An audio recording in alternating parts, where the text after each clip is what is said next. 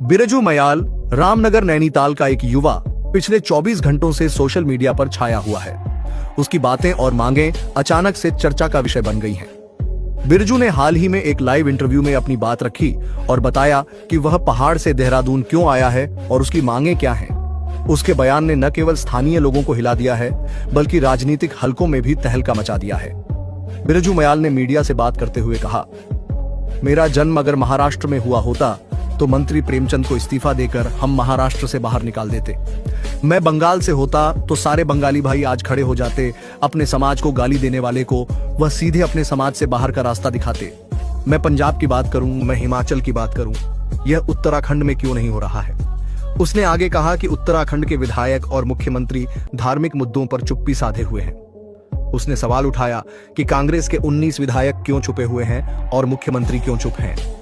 बिरजू ने नगर पालिका और नगर निगम की कार्यप्रणाली पर भी सवाल उठाए। उसने कहा कि प्रेमचंद अग्रवाल जो शहरी विकास और वित्त विभाग के मंत्री हैं, के पास यह दोनों विभाग हैं, लेकिन दोनों ही ठप पड़े हुए हैं। उसने आरोप लगाया कि साफ सफाई का काम भी उनके हाथ में है, लेकिन कहीं भी सफाई नहीं हो रही है।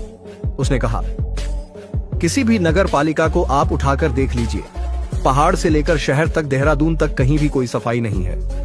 खुद शहर देहरादून में सभी नदियां गंदी पड़ी हैं, सारे क्षेत्र गंदे पड़े हैं, कूड़े का अंबार लगा हुआ है।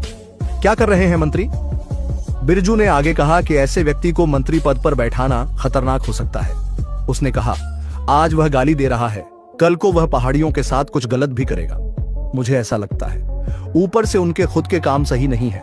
उनको विधायक पद से भी हटाया जाए, उनको मंत्री पद से भी हटाया जाए और उनको पहाड़ से बाहर किया जाए दी जाए।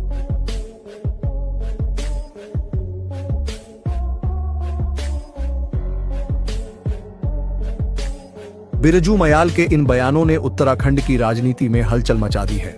उसकी बातों ने युवाओं को प्रेरित किया है और वे सड़कों पर उतरकर अपनी आवाज उठा रहे हैं। बिरजू ने जो मुद्दे उठाए हैं वे न केवल स्थानीय समस्याओं को उजागर करते हैं बल्कि राजनीतिक व्यवस्था पर भी सवाल खड़े करते हैं। उसने सरकार की नींद उड़ा दी है और युवाओं को जागरूक किया है कि वे अपने अधिकारों के लिए आवाज उठाएं।